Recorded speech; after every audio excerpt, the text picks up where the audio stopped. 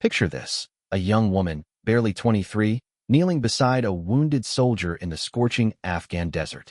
Bullets whistle overhead as she works frantically to stop the bleeding from his shattered leg. The enemy fighters think they have the upper hand. After all, she's just a medic, right? Just another support person who will cower when the real fighting starts. They couldn't have been more wrong.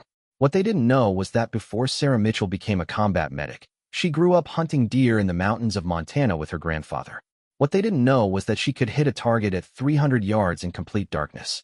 What they didn't know was that when her unit was pinned down and running out of ammunition, this, just a medic, would grab an M4 rifle and turn the tide of an entire firefight. This is the story of how a small-town girl proved that courage doesn't come in the package people expect. It's about the moment when everything you think you know about someone gets shattered by the sound of gunfire and the will to survive. It's about how sometimes the person everyone underestimates becomes exactly the person everyone needs. But it didn't start in a war zone. It started in a place much quieter, much more ordinary, where nobody could have predicted what Sarah Mitchell would become. Sarah Mitchell's story begins in the shadow of the Rocky Mountains, in a town called Cedar Falls that most people drive through without stopping. Population 2,847, where everyone knows everyone, and secrets are harder to keep than promises. It was the kind of place where Friday night football games drew half the town, and Sunday dinners at grandparents' houses were sacred traditions that nobody dared to break. Sarah was born on a snowy February morning in 1995 to Tom and Linda Mitchell.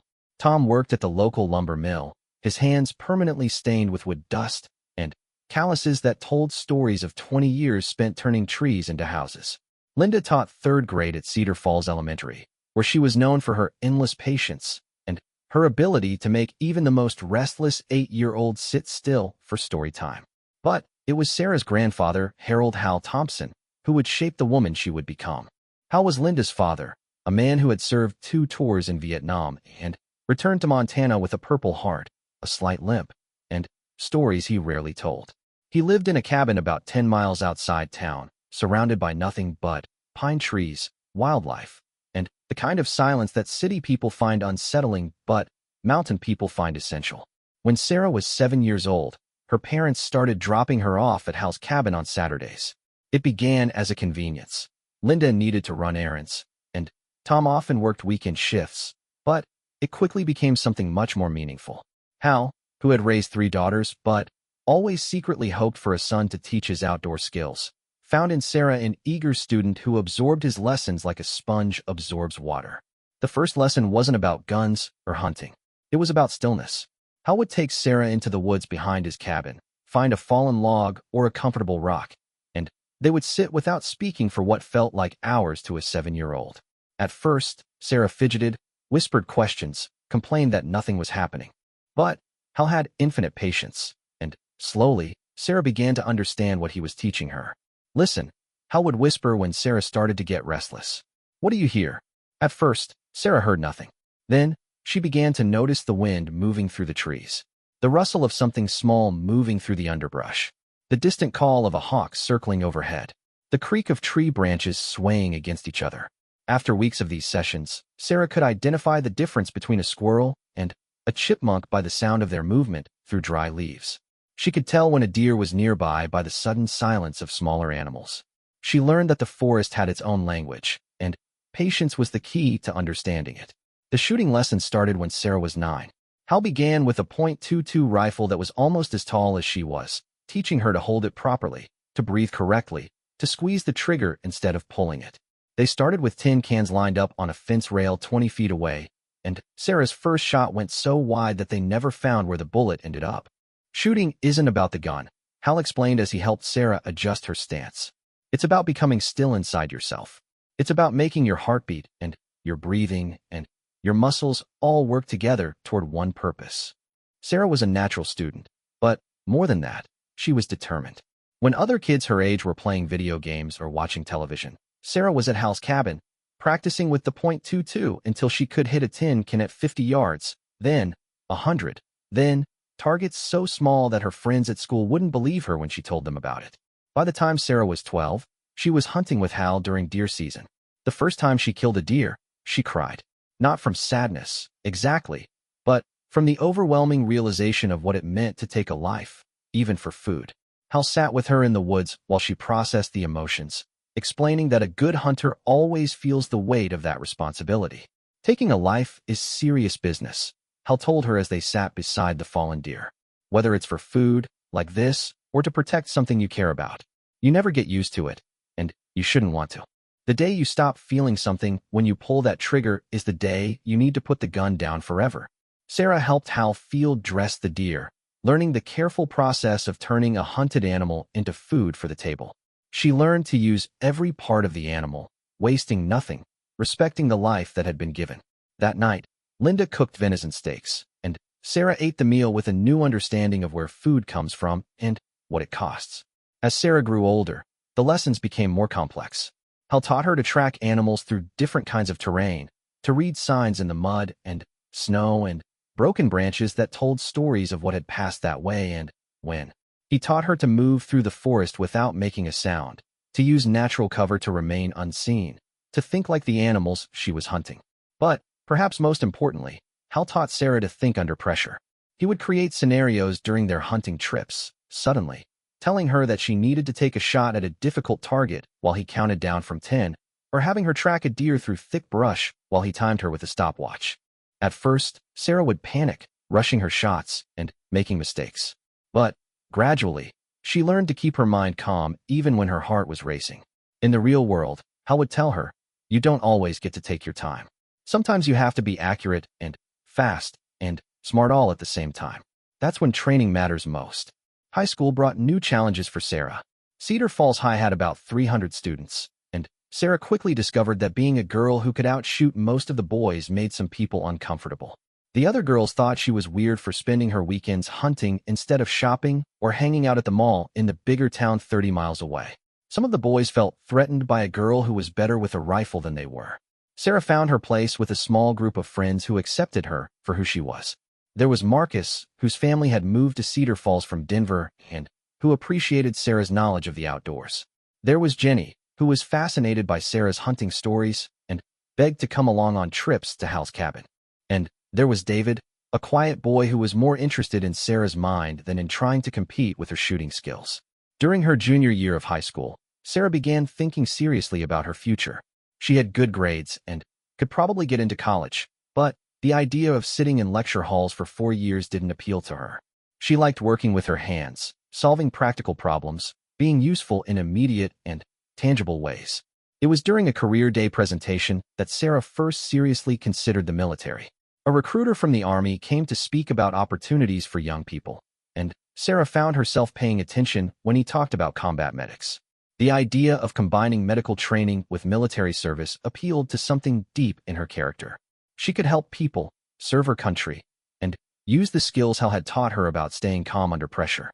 That night at dinner, Sarah mentioned the possibility to her parents. Tom was supportive, but worried. Linda was openly concerned about the dangers, especially for a young woman. But both of them knew their daughter well enough to recognize that once Sarah set her mind to something, she pursued it with complete determination.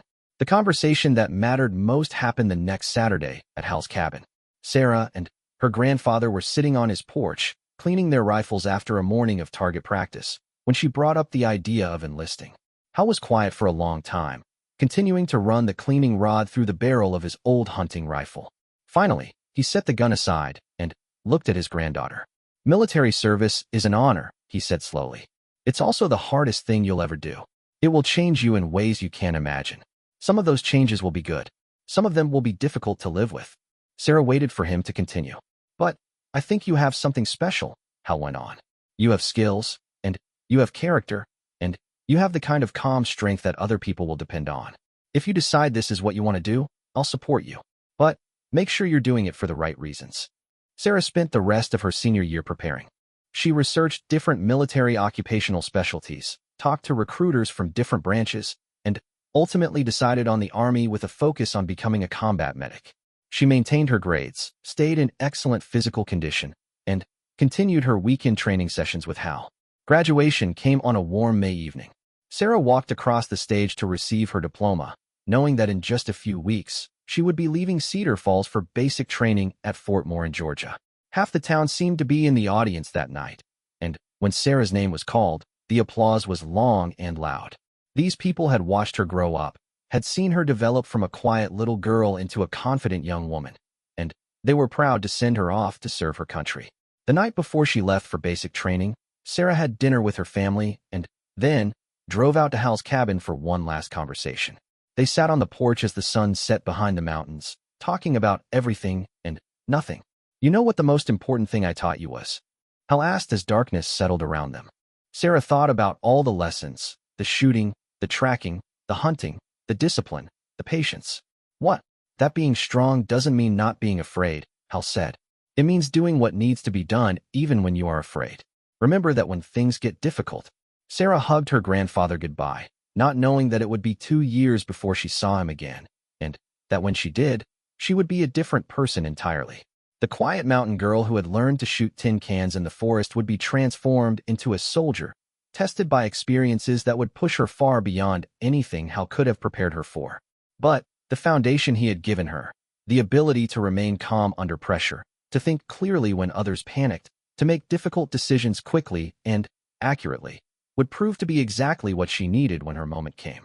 A moment that was still months away, in a desert on the other side of the world, when everything she had learned in the mountains of Montana would suddenly become a matter of life and death for herself and the soldiers depending on her. As Sarah drove away from Hal's cabin that night, heading back to town to finish packing for the journey that would change her life, she had no way of knowing that the skills her grandfather had patiently taught her over the years would soon be tested in ways that would surprise everyone, including herself. The bus ride to Fort Moore, Georgia took 18 hours from the depot in Billings, Montana. Sarah stared out the window as the landscape changed from familiar mountains to endless plains, then to forests and hills she had never seen before. Each mile took her further from everything she had ever known, toward a future that existed only in her imagination and the stories other people had told her. Fort Moore in August was like stepping into a furnace. The humidity hit Sarah as soon as she stepped off the air-conditioned bus, wrapping around her like a wet blanket. Within minutes, her clothes were sticking to her skin, and she understood why the drill sergeants she was about to meet seemed to enjoy making new recruits suffer in this climate. The reception battalion processed incoming recruits with the efficiency of a factory assembly line. Sarah found herself in a long line of young men and women from every corner of the country, all of them looking slightly overwhelmed and trying to hide it. She listened to accents she had only heard in movies, deep southern drawls, rapid-fire East Coast speech, California Valley Girl inflections. For the first time in her life, her own way of speaking marked her as different, as someone from somewhere else. Staff Sergeant Williams was the first drill sergeant Sarah encountered, and he seemed to have been designed specifically to intimidate 18-year-old recruits. He was tall, broad-shouldered, and spoke in a voice that could carry across a parade ground without amplification. When he looked at Sarah for the first time, his expression suggested that he had already decided she would never make it through basic training. "Where you from, Mitchell?" Staff Sergeant Williams barked during the initial formation. "Montana, Drill Sergeant," Sarah replied, trying to project the kind of confidence Hal had taught her while simultaneously fighting the urge to take a step backward. "Montana," Williams repeated, drawing out the word like it tasted bad. "Let me guess. Daddy's got a ranch. You've been riding horses since you could walk, and you think that makes you tough enough for my army?" "No, Drill Sergeant," Sarah said firmly. "My grandfather taught me to hunt and shoot. My father works at a lumber mill, and I don't think anything makes me tough enough for your army except proving it." Something in Sarah's answer caught Williams' attention. He studied her face for a moment, looking for signs of disrespect or sarcasm, and finding none. Finally, he moved on to terrorize the next recruit in line, but Sarah caught him glancing back at her several times during the remainder of the formation. The first weeks of basic training were designed to break down everything recruits thought they knew about themselves and rebuild them as soldiers. Sarah discovered muscles she didn't know she had as drill sergeants pushed her platoon through endless hours of physical training. Push-ups, sit-ups, running, carrying heavy equipment, crawling through mud under wire obstacles. Every day brought new forms of exhaustion. But the physical challenges, difficult as they were, proved to be the easier part for Sarah. Years of hiking through Montana mountains with a heavy pack had given her a foundation of endurance that many of her fellow recruits lacked. The real test was learning to be part of a team in ways she had never experienced before. Sarah had grown up as an only child in a small town where she knew everyone. She was used to independence, to making her own decisions, to relying primarily on herself. Basic training demanded that she learn to think as part of a group, to follow orders without question, to trust her life to people she had known for only days or weeks. Her platoon was a mix of backgrounds that would have been impossible to bring together anywhere except in the military. There was Rodriguez from Los Angeles, who had joined the army to escape gang violence in his neighborhood. There was Jackson from rural Alabama, whose family had a tradition of military service going back 3 generations. There was Chun from San Francisco, whose parents had immigrated from China and who saw military service as a path to citizenship and college funding. At first, the cultural differences created tension. Rodriguez didn't trust Jackson because of stereotypes about Southern whites. Jackson was suspicious of Chun's motivations for joining the army. Several of the male recruits, including a loudmouth from Texas named Patterson, made it clear that they didn't think women belonged in combat roles. The breakthrough came during the 3rd week of training, during a field exercise that required the platoon to navigate through a series of obstacles while carrying a wounded casualty, a 200-pound dummy that represented an injured soldier. The exercise was timed, and failure to complete it within the allotted time would result in the entire platoon having to repeat it. Everything went wrong from the beginning. Rodriguez twisted his ankle during the first obstacle. Jackson and Patterson got into an argument about the best route to take. Chun fell behind because he wasn't strong enough to carry his share of the equipment. With 15 minutes left on the clock, the platoon was hopelessly behind schedule and beginning to panic. Sarah had been watching the chaos unfold, her mind automatically analyzing the situation the way Hal had taught her to assess a hunting situation. She could see what needed to happen, but she had been reluctant to speak up because she was still learning her place in the group dynamics. Finally, with 10 minutes remaining, Sarah made a decision. "Listen to me," she said loudly enough for everyone to hear. Her voice carried the calm authority that Hal had drilled into her during years of training. "Patterson, you and Jackson carry the casualty. Rodriguez, lean on Chun and focus on not making that ankle worse. Williams, you take point and call out obstacles. I'll bring up the rear and watch for anyone falling behind." For a moment, nobody moved. Sarah was not the designated leader of the exercise, and several of the male recruits clearly resented taking orders from her. But there was something in her voice that cut through their hesitation, a certainty that suggested she knew exactly what she was doing. Patterson started to object, but Jackson surprised everyone by immediately moving to pick up his end of the casualty dummy. "You heard her," Jackson said. "Let's move." The next 8 minutes were the most coordinated effort the platoon had managed since arriving at Fort Moore. Sarah moved among the group, helping Rodriguez when his ankle threatened to give out, taking extra weight from Chun when he started to struggle, calling out encouragement and tactical adjustments as they navigated the course. With 30 seconds to spare, they crossed the finish line as a unit. Staff Sergeant Williams had been observing the exercise from a distance, and Sarah was surprised to see something that might have been approval in his expression when he approached the exhausted platoon. "That," Williams announced, "is what teamwork looks like. Mitchell, you just earned yourself a leadership position in this platoon. Don't screw it up." From that point forward, Sarah found herself in the unofficial role of assistant to the squad leaders, helping to coordinate training exercises and serving as a bridge between recruits who might not otherwise have learned to work together. The experience taught her that leadership wasn't about being the loudest or most aggressive person in a group. It was about seeing what needed to happen and having the confidence to make it happen. The weapons training portion of basic training was where Sarah's background truly set her apart. When the drill sergeants took the recruits to the firing range for their first experience with military weapons, most of the platoon was nervous and excited in equal measure. Many of them had never fired a gun before, and even those with some experience were intimidated by the M16 rifles they would be using. Sarah approached the weapon with the calm familiarity Hal had taught her. She listened carefully to the safety briefings and technical instruction, noting the differences between the military rifle and the hunting rifles she was used to. But when it came time to actually shoot, muscle memory took over. Her first 10 shots at the 25-meter target resulted in a tight grouping that would have been impressive for someone with years of military experience. The drill sergeant conducting the marksmanship training stopped the exercise to examine Sarah's target, then looked at her with new interest. "Where did you learn to shoot like that, Mitchell?" "My grandfather taught me, drill sergeant. We hunted together back home."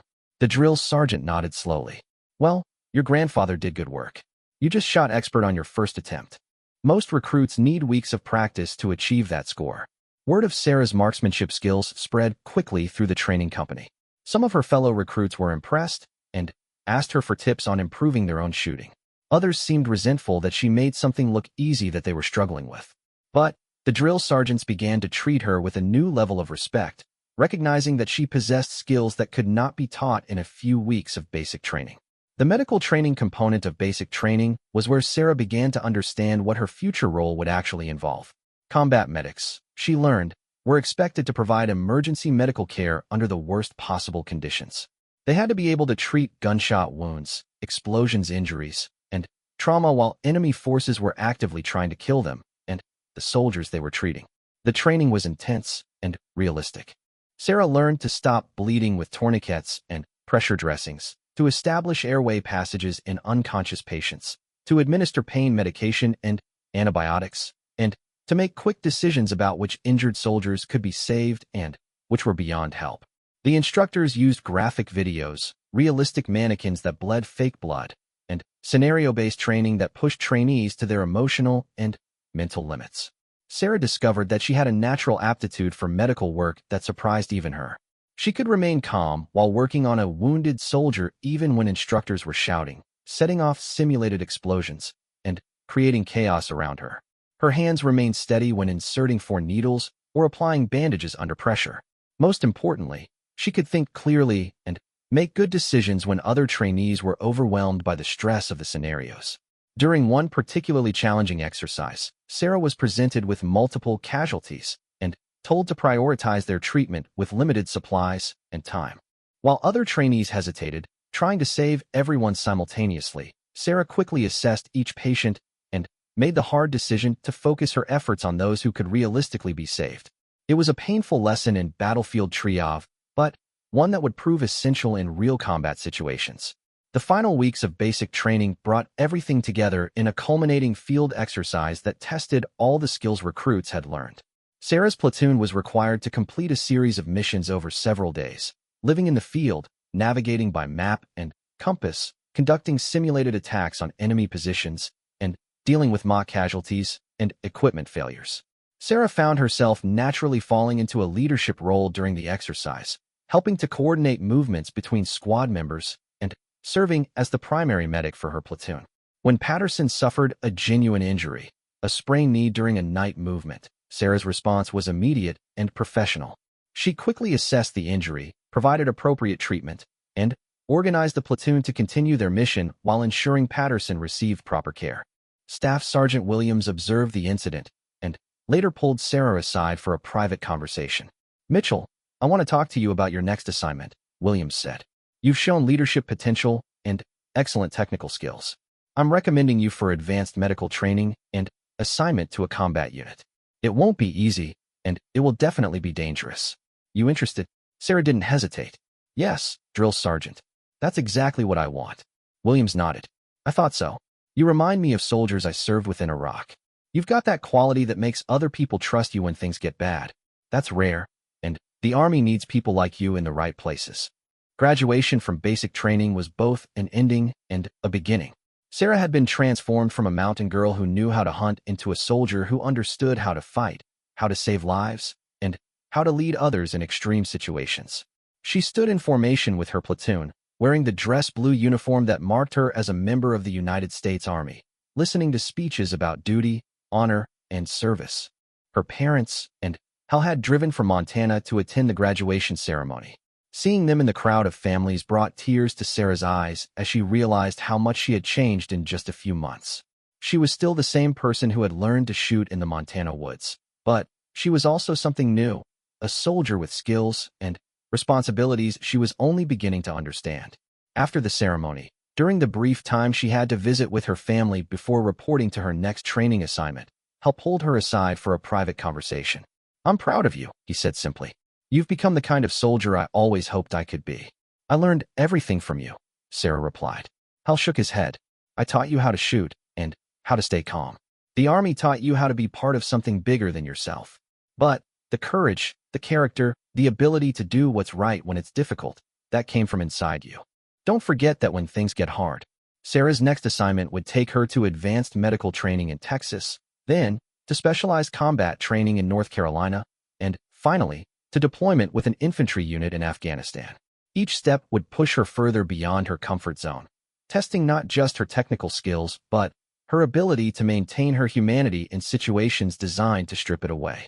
But, as she hugged her grandfather goodbye and prepared to board the bus that would take her to the next chapter of her military career, Sarah felt ready for whatever challenges lay ahead. The foundation that had been built in the mountains of Montana and strengthened in the clay of Georgia would soon be tested in the mountains and deserts of Afghanistan, in ways that would surprise everyone who thought they knew what a combat medic was supposed to do. The C-130 transport plane descended toward Bagram airfield through a sky that looked like hammered copper in the Afghan afternoon sun.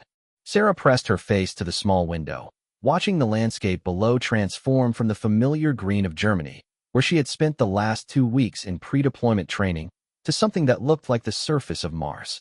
Mountains thrust up from the earth in jagged, unforgiving lines, their peaks snow-capped even in summer, their slopes the color of dried blood and ancient bone. This was Sarah's first deployment, 18 months after graduating from basic training. The intervening time had been filled with advanced medical training at Fort Sam Houston in Texas, where she learned to perform emergency surgery in field conditions, to manage complex trauma cases, and to work with the sophisticated medical equipment that could mean the difference between life and death on a battlefield. She had completed combat training at Fort Liberty in North Carolina, where she learned urban warfare tactics, improvised explosive device recognition, and the 100 small skills that separated soldiers who survived deployments from those who didn't. But nothing in her training had prepared her for the sensory assault of stepping off the plane in Afghanistan. The heat hit her first, a dry, brutal warmth that seemed to suck moisture from her lungs with every breath. Then came the dust, fine, powdery particles that invaded everything, coating her uniform, her equipment, and her skin within minutes of arrival. The smell was unlike anything she had experienced. A mixture of diesel fuel, burning trash, human sweat, and something else she couldn't identify but would later learn was the scent of a place where violence was a constant possibility. Forward Operating Base Chapman, where Sarah would be stationed, was located in Paktia Province, near the border with Pakistan. It had been built on what was once farmland, and traces of the old irrigation ditches still visible through the wire and concrete barriers that now defined its perimeter. The base housed about 800 American soldiers and their NATO allies, making it a significant target for Taliban fighters who operated freely in the surrounding mountains. Sarah's new unit was Bravo Company, 2nd Battalion, 87th Infantry Regiment. The company was 4 months into a 12-month deployment, and the soldiers she met during her first week had the lean, watchful look of people who had learned to expect trouble. They moved differently than the soldiers she had trained with in the United States, more carefully, with a constant awareness of their surroundings that had become second nature. Her company commander, Captain Martinez, was a compact, intense man who had already completed 2 deployments in Iraq. He interviewed Sarah privately during her second day at Chapman, assessing her skills and determining how best to utilize her in the company's mission. "Mitchell, I've read your file," Martinez said, sitting behind a field desk in his office, a converted shipping container that had been modified with air conditioning and secure communications equipment. "You've got excellent scores on everything, and your instructors spoke highly of your potential. But this is different from anything you've experienced. Out here, the enemy gets a vote in everything we do. You understand that?" Sarah nodded. She had heard similar warnings throughout her training, but she was beginning to understand that the reality of combat deployment was something that could only be learned through experience. "Your primary job is keeping my soldiers alive when they get hurt," Martinez continued. "But you need to understand that in this environment, you're also a rifleman. The enemy doesn't recognize the Geneva Convention protections for medics. They'll target you specifically because they know that losing the medic hurts the entire unit. You prepared for that?" "Yes, sir," Sarah replied. "I understand the risks." Martinez studied her for a moment. "We'll see. Your first few patrols will be with experienced teams. Pay attention, ask questions, and remember that keeping yourself alive is just as important as treating casualties. Dead medics don't save anyone." Sarah's first combat patrol came 3 days later. She was assigned to a routine reconnaissance mission led by Staff Sergeant Blake, a career soldier from Kentucky who had been deployed to Afghanistan twice before. The mission was to visit several villages in the company's area of operations, gather intelligence on enemy activity, and provide medical support to local civilians who needed treatment. The patrol consisted of 2 armored vehicles and 8 soldiers, including Sarah. As they drove through the gates of FOB Chapman at dawn, Sarah felt her heart rate increase despite her training. This was real. They were leaving the relative safety of the base and entering territory where American soldiers had been killed or wounded dozens of times during the previous months. The landscape outside the base was beautiful and terrifying in equal measure. The Hindu Kush mountains rose in every direction, their peaks disappearing into morning clouds. Ancient terraced fields showed where farmers had coaxed crops from the difficult soil for thousands of years. But Sarah quickly learned to see the terrain the way combat soldiers did, as a series of potential ambush sites, sniper positions, and hiding places for improvised explosive devices. The first village they visited, Kaladagilzai, was home to about 200 people who seemed to exist in a time that was simultaneously ancient and modern. Children played with toys made from scraps of metal and plastic, while their fathers carried cell phones, and their mothers wore traditional clothing that had been unchanged for centuries. Sarah set up a medical station in the village center and treated patients ranging from elderly men with infected wounds to babies suffering from dehydration and malnutrition. Working in the village clinic gave Sarah her first real understanding of how complicated the war in Afghanistan actually was. The villagers were polite to the American soldiers, but their courtesy carried an undertone of wariness that suggested they had learned to be careful about appearing too friendly to foreign troops. Sarah treated a teenage boy whose hand had been mangled in what his family claimed was a farming accident, but the pattern of injuries suggested an explosion, possibly from a bomb he had been building or planting. "You can't save everyone," Staff Sergeant Blake told Sarah as they prepared to leave the village. "And you can't always tell who needs saving from whom." The kid with the hurt hand? There's a good chance he was placing IEDs last week. But there's also a good chance the Taliban will kill him for talking to us today. This place makes you question everything you think you know about right and wrong. The patrol's second stop was a small checkpoint where Afghan National Army soldiers were supposed to be monitoring a road frequently used by insurgent fighters. When the American patrol arrived, they found the checkpoint abandoned, with signs that the Afghan soldiers had left in a hurry. Equipment was scattered around the small compound, and several radios were still broadcasting, but there was no sign of the 12 soldiers who were supposed to be manning the position. Staff Sergeant Blake immediately called for backup and established security around the checkpoint while they investigated.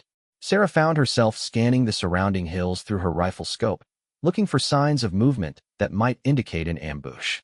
The training Hal had given her in observation and patience proved valuable as she methodically searched the landscape for anything that seemed out of place. 20 minutes later, they discovered what had happened to the Afghan soldiers. Blake found them in a small building behind the main checkpoint, tied up but alive. They had been captured by Taliban fighters during the night, disarmed, and left as a message to both the Americans and the Afghan government. The soldiers were frightened and embarrassed but uninjured, and they provided valuable intelligence about the number and equipment of the fighters who had attacked them. The incident was Sarah's first direct exposure to the complexity of the Afghan conflict. The Taliban fighters had possessed enough tactical skill to capture a defended position without firing a shot, but they had chosen not to kill their prisoners. They were sending a message that was part demonstration of strength, part warning, and part propaganda. Sarah began to understand that she was involved in something much more complicated than the clear-cut battles she had imagined during her training. Her first month at FOB Chapman established a routine that would define the rest of her deployment. Days began before dawn with physical training, equipment checks, and mission briefings. Patrols typically lasted between 6 and 10 hours, covering different areas of the company's territory on a rotating schedule designed to keep the Taliban from predicting American movements. Between patrols, Sarah worked in the base medical clinic, treating everything from combat injuries to routine illnesses to the endless series of minor injuries that resulted from operating heavy equipment in a hostile environment. Sarah quickly proved herself as both a medic and a soldier. Her marksmanship skills impressed even the most experienced infantry soldiers, and her calm demeanor during medical emergencies earned the respect of officers and enlisted men alike. More importantly, she demonstrated the kind of judgment under pressure that separated good soldiers from exceptional ones. The test came during her second month of deployment, on a patrol that was supposed to be routine but turned into Sarah's first real combat experience. Staff Sergeant Blake was leading a mission to investigate reports of insurgent activity in a village called Spin Boldak, about 15 kilometers from the base.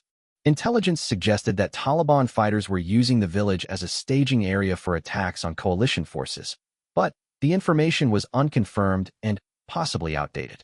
The patrol left FOB Chapman at 0500 hours, traveling in two mine-resistant ambush-protected vehicles that provided some protection against improvised explosive devices, but limited visibility and maneuverability. Sarah was in the second vehicle with 4 other soldiers, serving as both the patrol medic and an additional rifleman. Everything went wrong 5 kilometers from their destination. The lead vehicle triggered an IED that had been buried in the road, lifting the 18-ton vehicle off the ground and flipping it onto its side. The explosion was followed immediately by small arms fire from concealed positions in the hills on both sides of the road. Sarah's vehicle, following about 50 meters behind, was suddenly taking fire from multiple directions while the soldiers inside tried to determine what had happened to their teammates in the lead vehicle. Sarah's first instinct was to dismount and move toward the overturned vehicle to treat casualties, but her training kicked in and she forced herself to assess the tactical situation first. The insurgent attack had been carefully planned, with the IED positioned to disable the lead vehicle at the point where the road passed through a narrow valley that provided excellent concealment for attackers. Her vehicle was still mobile but pinned down by accurate rifle fire that was coming from at least 3 different positions. Blake's vehicle is down, called Sergeant Rodriguez, the leader of Sarah's vehicle, over the radio. We can see movement, but no response to radio calls. Mitchell, as soon as we can suppress this fire, you're going to have to get over there. Sarah checked her medical equipment and ammunition while bullets impacted the armored sides of their vehicle. Through the small bulletproof windows, she could see muzzle flashes from insurgent positions about 200 meters away in the Rocky Hills. The enemy fighters had chosen their positions well, with natural cover that made them difficult to target, while giving them clear fields of fire on the road. For 15 minutes that felt like hours, Sarah's vehicle engaged in a firefight with insurgents who seemed to have unlimited ammunition and excellent tactical positions. Rodriguez and the other soldiers in her vehicle were experienced and capable, but they were outnumbered and disadvantaged by terrain. Worse, they still had no communication with the soldiers in the overturned vehicle, and Sarah could see that at least one person was moving around outside the damaged vehicle, possibly wounded and definitely exposed to enemy fire. The breakthrough came when Sarah spotted something that the other soldiers had missed. During her weeks of observation training with Hal, she had learned to notice patterns and changes that other people overlooked. While scanning the hillside through her rifle scope, she realized that the enemy fighters were coordinating their movements using hand signals, and one particular position seemed to be directing the others. Rodriguez, Sarah called out. There's a spotter at your 2 o'clock, about 250 meters up the slope behind that large boulder. He's been directing the other positions. If we can take him out, it might disrupt their coordination. Rodriguez looked through his own scope toward the position Sarah had identified.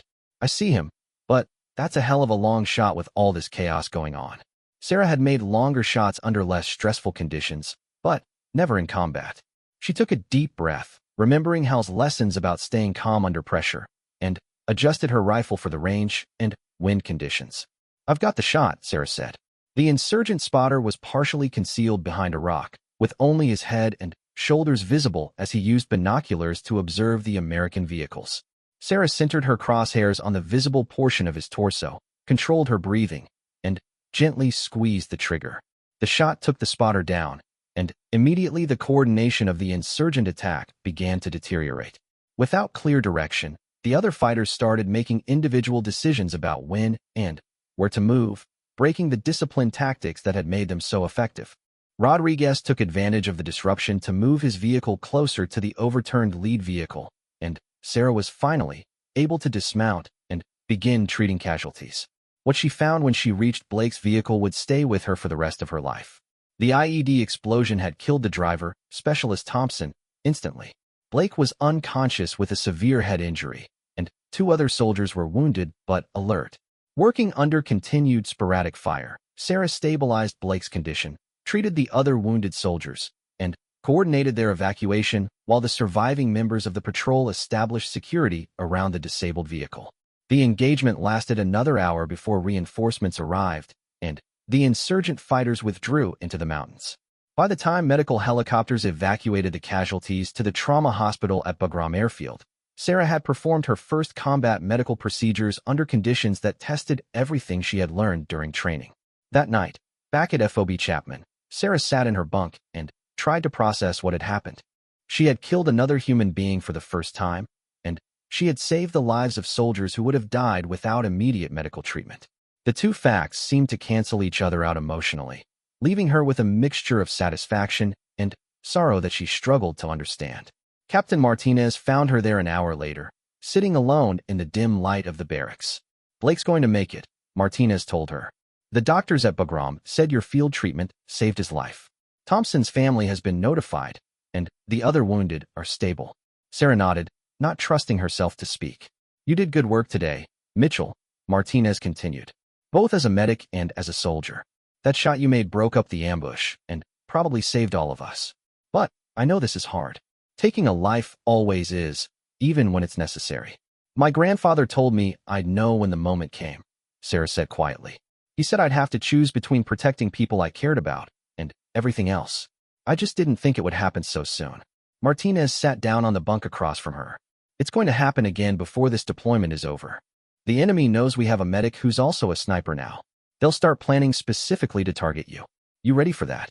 Sarah looked up at her company commander, thinking about Staff Sergeant Blake lying unconscious in a helicopter, about Specialist Thompson's family receiving news that would destroy their lives, about the insurgent fighter she had killed who probably had a family of his own. "Yes, sir," she said. "I'm ready." But Sarah had no idea how much more ready she would need to become. The engagement at Spin Boldak was just the beginning of a deployment that would push her far beyond anything she had imagined when she left Montana. The enemy had indeed taken notice of the American medic who could shoot, and they were already planning something that would test not just her skills, but her ability to make the kind of split-second decisions that would determine whether her fellow soldiers lived or died. 3 months into her deployment, Sarah had developed the 1,000-yard stare that marked experienced combat soldiers. She moved through FOB Chapman with the economical efficiency of someone who had learned to conserve energy for when it mattered most. Her equipment was always perfectly maintained, her medical supplies organized with obsessive precision, and her rifle cleaned and ready after every patrol. She had treated dozens of wounded soldiers and civilians, engaged in firefights that tested her nerves and her marksmanship, and earned a reputation among both her own unit and the enemy forces operating in their area. The Taliban fighters in Paktia province had begun calling her the Angel with the Rifle, a name that reflected both respect and wariness for a medic who could kill at long range.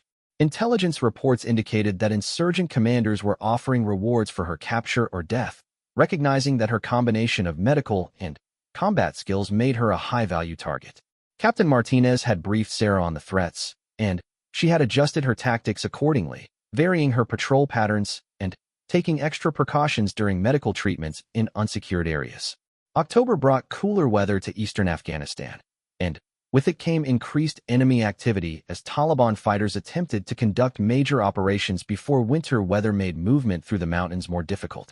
Intelligence indicated that a significant force of insurgents was gathering in the Tora Bora region, planning attacks on coalition bases and supply convoys. Sarah's company was tasked with conducting reconnaissance patrols to gather information on enemy movements and deny them freedom of action in areas close to FOB Chapman. The mission that would change everything began with a routine briefing on October 15th. Captain Martinez had received orders to conduct a multi-day patrol in the Safe Coke Valley, an area where intelligence suggested insurgents were establishing supply caches for a planned offensive. The mission would require Bravo Company to establish temporary patrol bases in villages throughout the valley, conducting searches and gathering intelligence while providing security for Afghan National Army units operating in the same area.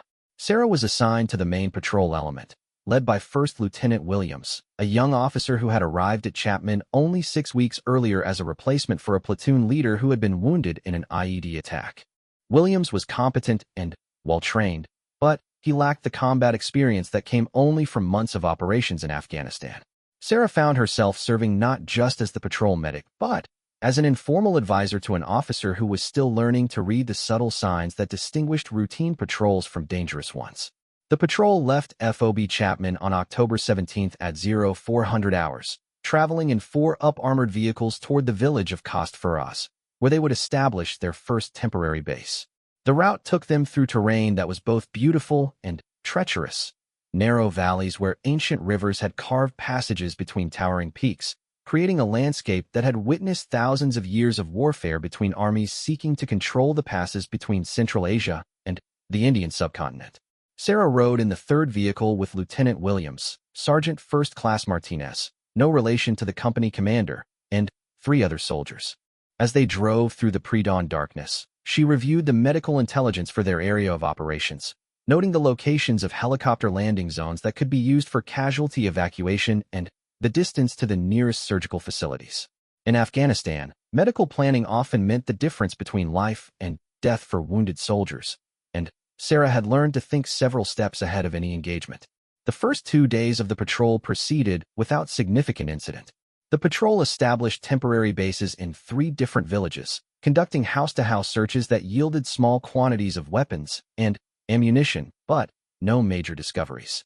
The local population was wary but generally cooperative, providing information about insurgent movements in exchange for medical treatment and promises of improved security.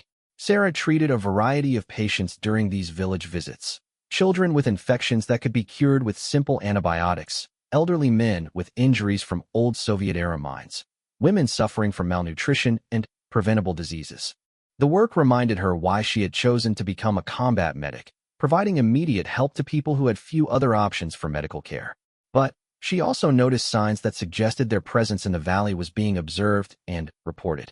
Young men would disappear from villages shortly after the American patrol arrived, and cell phone activity increased significantly during their stays. Sergeant First Class Martinez, who had completed 2 previous deployments, shared Sarah's concerns about the pattern of enemy surveillance. "They're watching us," Martinez told Lieutenant Williams during a planning session on their second night in the valley. "Every move we make is being reported to somebody. We need to be ready for them to try something before we head back to Chapman." Williams, eager to complete his mission successfully, decided to extend the patrol for an additional day to search a compound that intelligence had identified as a possible weapons cache. The decision would prove to be fateful. The target compound was located in a village called Kats Kalai, situated in a narrow valley that provided only one practical route for vehicles. The intelligence was based on reports from local informants who claimed that Taliban fighters had been seen moving supplies into a walled compound on the outskirts of the village. Williams planned to conduct the search during daylight hours, when air support would be readily available and visibility conditions favored the American forces. Sarah felt uneasy about the mission from the beginning. The terrain around Kats Kalai was ideal for an ambush, steep hills on both sides of the approach route, with numerous concealed positions that could accommodate enemy fighters. The compound itself was located at the end of a dead-end valley, meaning that any force conducting a search would have to use the same route for approach and withdrawal.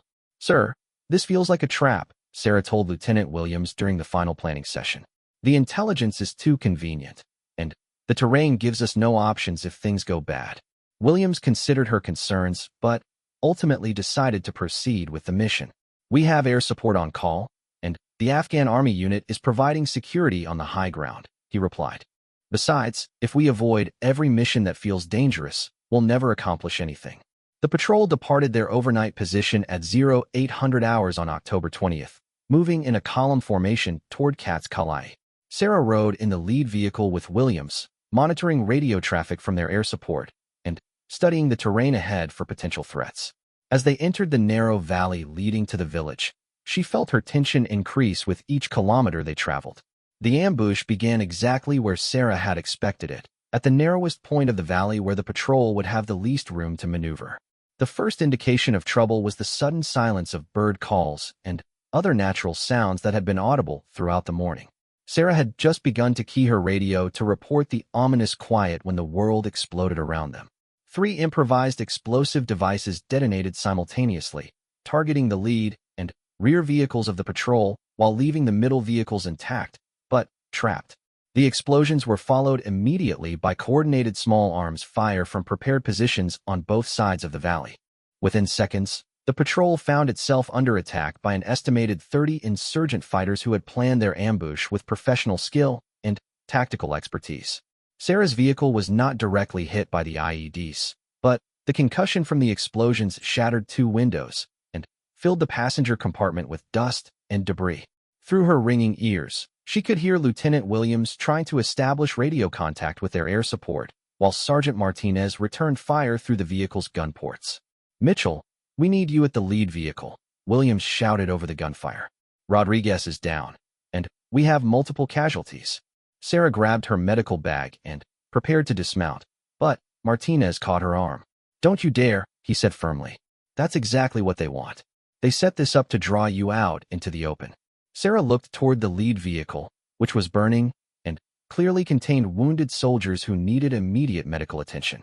She could see movement around the vehicle, indicating that at least some of the crew had survived the IED explosion. But Martinez was right. The tactical situation was a textbook example of an ambush designed specifically to target a unit's medic. For 30 seconds that felt like an eternity, Sarah faced the most difficult decision of her military career. Her training and her instincts as a medic demanded that she move immediately to treat wounded soldiers, regardless of personal risk. But her tactical training and her responsibility to the entire patrol suggested that exposing herself to enemy fire might result in the loss of the only medical support available to the unit. The decision was made for her when Specialist Chun, one of the soldiers in the burning lead vehicle, appeared in the doorway and waved frantically for help. Sarah could see that he was wounded and struggling to move, and she realized that waiting for the tactical situation to improve might mean watching him die. "Cover me," Sarah told Martinez as she prepared to dismount. "I'm going to get to that vehicle, treat who I can, and get them back here. Then, we figure out how to get out of this valley." Sarah had never moved faster in her life. Using the damaged vehicles for cover, she sprinted the 40 meters to the lead vehicle while enemy bullets kicked up dust around her feet. The insurgent fighters had clearly been briefed on her identity, because several of them shifted their fire to target her specifically as she moved across the open ground. What she found when she reached the lead vehicle was both worse and better than she had expected. The driver, Corporal Jackson, was dead, killed instantly by the IED explosion. But Rodriguez and Chun were both alive, though seriously wounded. Rodriguez had a compound fracture of his left leg and was bleeding heavily from shrapnel wounds. Chun had suffered a concussion and possible internal injuries, but was conscious and able to communicate. Working under sustained enemy fire, Sarah began the process of stabilizing the wounded soldiers for evacuation. She applied a tourniquet to Rodriguez's leg to stop the bleeding, started N4 to replace lost fluids, and administered morphine for pain management. Chen's injuries were less immediately life-threatening, but she suspected internal bleeding that would require surgical intervention. The tactical situation was deteriorating rapidly. Enemy fire was increasing in both volume and accuracy, suggesting that additional insurgent fighters were joining the ambush. The Afghan National Army unit that was supposed to provide security had apparently been driven off or destroyed because there was no sign of friendly forces on the high ground. Most critically, their air support was being delayed by weather conditions that had moved into the area. Lieutenant Williams had managed to establish radio contact with FOB Chapman and was calling for immediate reinforcement and medical evacuation. But the nearest available helicopters were at least 30 minutes away, and the patrol was running low on ammunition after 20 minutes of sustained combat. Sarah made a decision that would have surprised everyone who thought they knew her, including herself. After ensuring that Rodriguez and Chun were stable, she picked up Jackson's M4 rifle and moved to a firing position where she could support the patrol's defense while maintaining observation of her patients. From her position behind the engine block of the damaged vehicle, Sarah had a clear view of several enemy firing positions on the hillside above the valley floor. Her marksmanship training, combined with the superior optics on the military rifle, gave her capabilities that the insurgent fighters had not anticipated. More importantly, her training in observation and patience allowed her to identify targets that other soldiers might miss in the chaos of combat. Over the next 20 minutes, Sarah engaged and eliminated 6 enemy fighters while simultaneously monitoring and treating her wounded patients. Each shot was carefully planned and precisely executed, using the skills Hal had taught her in the Montana wilderness to read terrain and predict enemy movement. But this was different from hunting deer. These targets were shooting back, and they were specifically trying to kill her. The turning point came when Sarah identified the enemy commander who was coordinating the ambush from a concealed position about 250 meters up the hillside. Through her rifle scope, she could see him using hand signals to direct other fighters, and she realized that eliminating him might disrupt the entire attack. It was a difficult shot under any circumstances, long range, uphill angle, and a target that was mostly concealed behind rocks. But Sarah had made similar shots dozens of times during her training with Hal, and she trusted her ability to deliver accurate fire under pressure. She took 3 deep breaths, settled her crosshairs on the visible portion of the enemy commander's torso, and squeezed the trigger. The shot struck home, and immediately the coordination of the insurgent attack began to collapse. Without clear leadership, individual fighters started making independent decisions about when to move and where to shoot, breaking the disciplined tactics that had made the ambush so effective. Lieutenant Williams recognized the opportunity and immediately ordered the patrol to begin a fighting withdrawal toward the mouth of the valley. Using smoke grenades and coordinated fire, the remaining soldiers began moving their vehicles and casualties toward a position where helicopter evacuation might be possible. Sarah found herself serving simultaneously as the patrol's primary sniper and its only medic, engaging enemy targets while monitoring her patients and coordinating with Williams about casualty evacuation priorities. It was exactly the kind of multitasking under extreme stress that her training had prepared her for, but the reality was more intense than any simulation.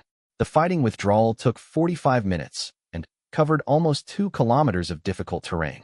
Sarah treated 2 additional casualties during the movement, Sergeant Martinez, who suffered a flesh wound to his shoulder, and Private First Class Thompson, who was hit by shrapnel from an enemy grenade. Both injuries were manageable, but they added to her workload as the patrol fought its way out of the ambush site.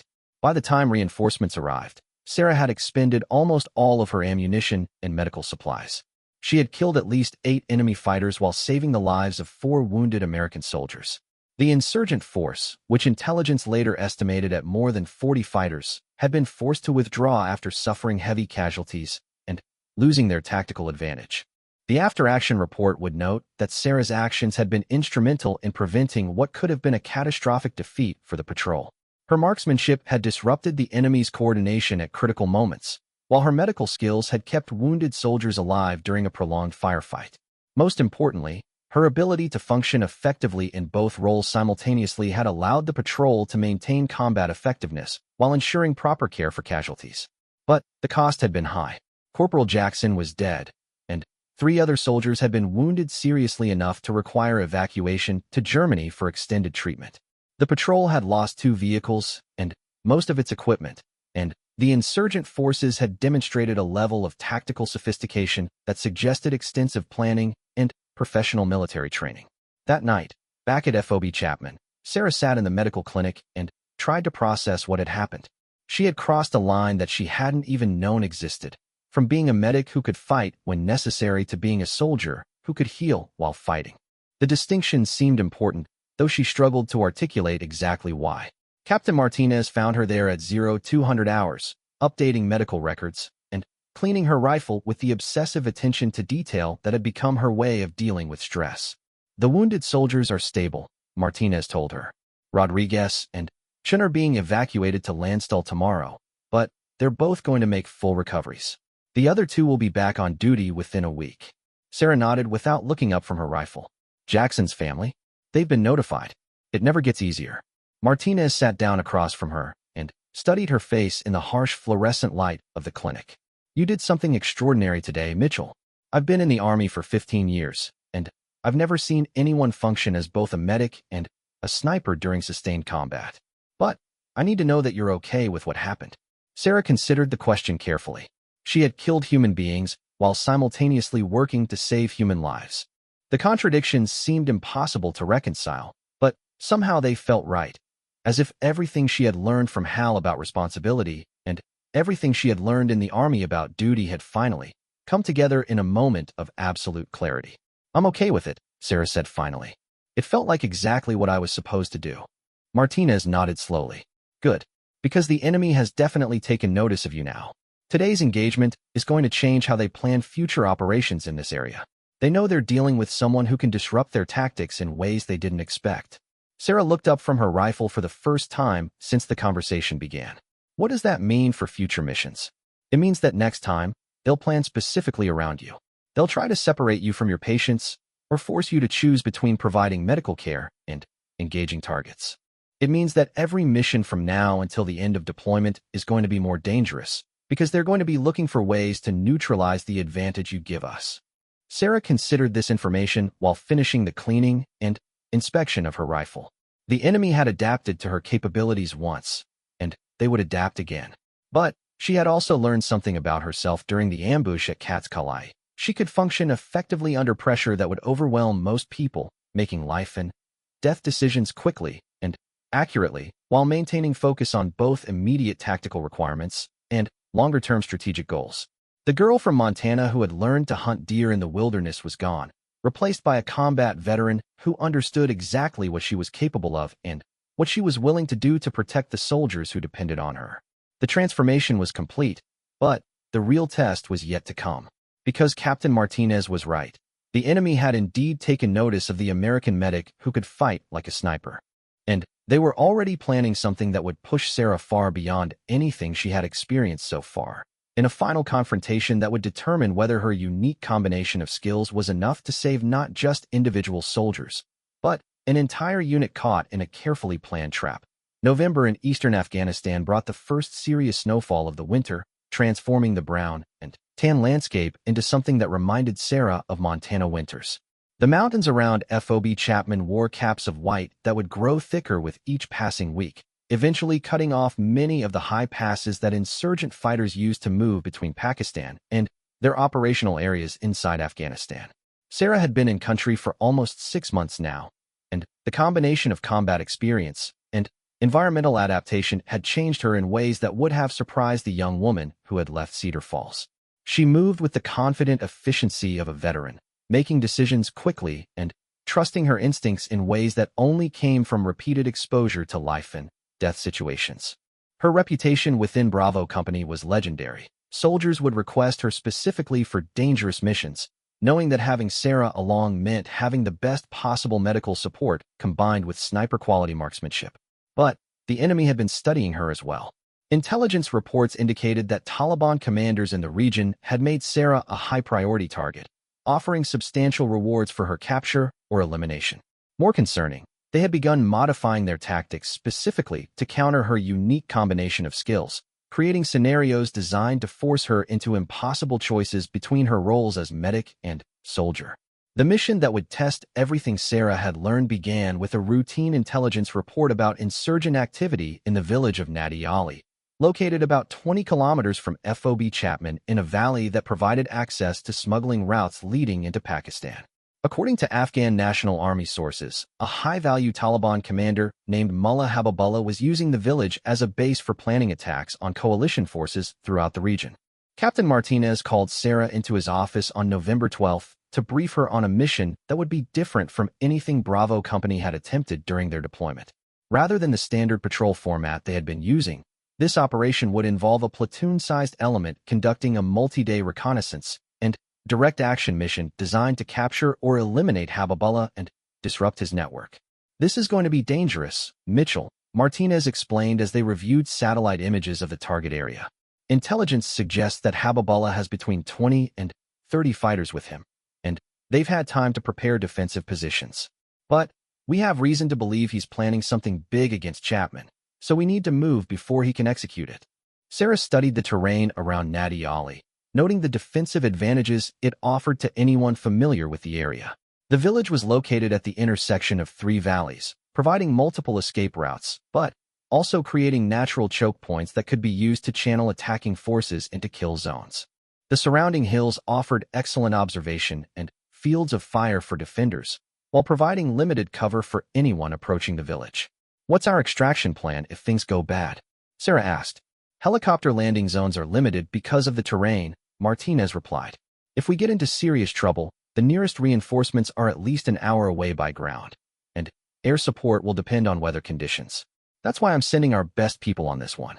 The assault force would consist of 24 soldiers from Bravo Company, led by Lieutenant Colonel Davidson, the battalion executive officer who had flown in specifically for this mission. Sarah would serve as the primary medic, with a junior medic providing backup support. The mission was scheduled to begin on November 15th, with the unit moving to the target area under cover of darkness and conducting the assault at dawn. Sarah spent the 3 days before the mission in intensive preparation, reviewing medical procedures for treating combat casualties in austere environments and conducting additional marksmanship training to ensure her shooting skills were at peak readiness. She also met with the other soldiers assigned to the mission, discussing contingency plans for medical evacuation and coordinating fields of fire to ensure that her sniper capabilities could be integrated effectively with the unit's overall tactical plan. The night before departure, Sarah received an encrypted email from her grandfather Hal, forwarded through military communications channels. His message was brief but meaningful. Remember that courage is not the absence of fear, but action in spite of fear. Trust your training, trust your instincts, and come home safe. The infiltration to Nadi Ali began at 2,100 hours on November 15th, with the assault force moving in 4 vehicles toward a position about 5 kilometers from the target village. The route took them through terrain that was increasingly difficult, following ancient smuggling paths that wound through mountain passes and river valleys that had been used for centuries by traders, armies, and insurgents. Sarah rode in the second vehicle with Lieutenant Colonel Davidson and 5 other soldiers, monitoring radio communications and reviewing the mission plan one final time. As they approached the dismount point, she felt the familiar combination of nervousness and anticipation that preceded every combat operation. But this felt different, larger in scope and consequences than anything she had been involved with before. The dismount and approach march took 4 hours, covering rough terrain in complete darkness while carrying full combat loads and medical equipment. Sarah found herself drawing on skills Hal had taught her years earlier, moving quietly through unfamiliar territory while maintaining awareness of her teammates' positions and the potential for enemy contact. The assault force reached their final observation position at 0530 hours, just as the first hint of dawn began to lighten the eastern sky. From a ridge overlooking Nadi Ali, Sarah could see the target village spread out below them like a 3-dimensional map. Intel had been accurate. The village showed signs of defensive preparations, with fighting positions visible around the perimeter and clear evidence that the inhabitants were expecting trouble. Lieutenant Colonel Davidson conducted a final reconnaissance using high-powered optics, confirming the positions of suspected enemy fighters and identifying potential civilian areas that needed to be avoided during the assault. Sarah used the same optics to plan casualty evacuation routes and identify covered positions where she could treat wounded soldiers while maintaining observation of the tactical situation. The assault began at 0600 hours with a coordinated attack from 3 directions designed to prevent the insurgent fighters from escaping through the valley exits. Sarah moved with the main assault element, led by Davidson, as they advanced down the hillside toward the village center where intelligence suggested Mullah Habibullah was located. Everything went wrong within the first 10 minutes. The intelligence had been accurate about Habibullah's presence, but it had seriously underestimated both the number of fighters with him and the sophistication of their defensive preparations. Rather than the 20 to 30 insurgents they had expected, the assault force found themselves facing at least 60 enemy fighters who had prepared the village for a siege. Worse, the Taliban fighters had learned from previous encounters with American forces and had modified their tactics specifically to counter the advantages that units like Bravo Company typically enjoyed. Instead of trying to engage in direct firefights where American firepower and training provided decisive advantages, they had prepared a series of interconnected defensive positions that allowed them to move unseen between buildings while maintaining continuous fire on the attacking forces. Sarah found herself separated from the main assault element when the unit was forced to take cover behind a stone wall during the initial enemy response. With her were Sergeant First Class Rodriguez, who had returned to duty after recovering from his injuries in the Cat's Kalai ambush, Private First Class Chun, and 2 other soldiers. The group was pinned down by accurate sniper fire from multiple directions, unable to advance toward their objective or withdraw to rejoin the main force. The situation became critical when Rodriguez was hit by a sniper's bullet that shattered his right shoulder and caused massive bleeding. Sarah immediately moved to treat him while the other soldiers provided covering fire, but she quickly realized that his injuries were beyond her ability to treat in the field without immediate surgical intervention. "I need to get Rodriguez to the helicopter landing zone," Sarah told Chin over the radio. "His condition is critical, and he won't survive without immediate evacuation." But moving to the landing zone meant crossing 400 meters of open ground that was covered by at least 3 enemy sniper positions.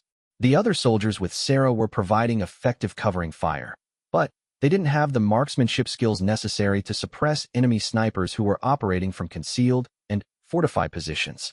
Sarah made a decision that would have been impossible for someone without her unique combination of skills. She set up Rodriguez with 4 fluids and pressure dressings to control his bleeding, then moved to a position where she could engage the enemy snipers while simultaneously monitoring her patient's condition. What followed was unlike anything Sarah had experienced during her deployment. For the next 30 minutes, she functioned as a one-person sniper team, identifying and engaging enemy positions while coordinating Rodriguez's medical treatment and communicating with Lieutenant Colonel Davidson about the tactical situation. Using her grandfather's lessons about patience and observation, Sarah systematically identified the positions of 5 enemy snipers who had been preventing the assault force from maneuvering effectively. One by one, she engaged each position with carefully aimed shots that eliminated the threats and allowed her fellow soldiers to begin moving toward their objectives. But the enemy had prepared for exactly this scenario. As soon as Sarah's position became known through her sniper fire, a coordinated assault by approximately 15 Taliban fighters began moving toward her position from multiple directions. Their plan was clearly to overwhelm her small group through superior numbers while preventing her from continuing to provide sniper support to the main assault force. Sarah found herself facing the ultimate test of everything she had learned, simultaneously treating a critically wounded soldier, directing the defensive fire of her teammates, and engaging multiple enemy targets with precision rifle fire. It was exactly the kind of scenario that military planners considered theoretically impossible for one person to handle effectively.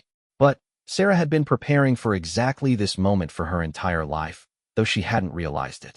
Every hunting trip with Hal, every marksmanship lesson, every medical training exercise, and every combat patrol had been building toward this convergence of skills and circumstances. Working with mechanical precision despite the chaos around her, Sarah divided her attention between Rodriguez's medical needs and the advancing enemy fighters. She called out target locations to her fellow soldiers while adjusting Rodriguez's and monitoring his vital signs. Between medical procedures, she engaged enemy fighters with her rifle, using careful shot placement to maximize the effectiveness of her limited ammunition. The turning point came when Sarah identified Mullah Habibullah himself among the fighters advancing toward her position. The Taliban commander was moving between buildings about 200 meters away, apparently attempting to coordinate the assault on Sarah's position while remaining protected from American air support that was beginning to arrive in the area. Sarah had a clear shot at the high-value target that was the objective of the entire mission. But taking the shot would require her to leave Rodriguez's side at the exact moment when his medical condition was most critical. His blood pressure was dropping, and he needed immediate intervention to prevent him from going into shock. For a fraction of a second that felt like an eternity, Sarah faced a choice that embodied everything she had struggled with during her deployment. She could save the life of a fellow soldier who was depending on her medical skills, or she could eliminate an enemy commander whose death might save the lives of dozens of American soldiers in future operations. Sarah's decision was instantaneous and definitive. She quickly administered additional 4 fluids to Rodriguez, applied fresh pressure dressings to his wounds, and then moved to a firing position where she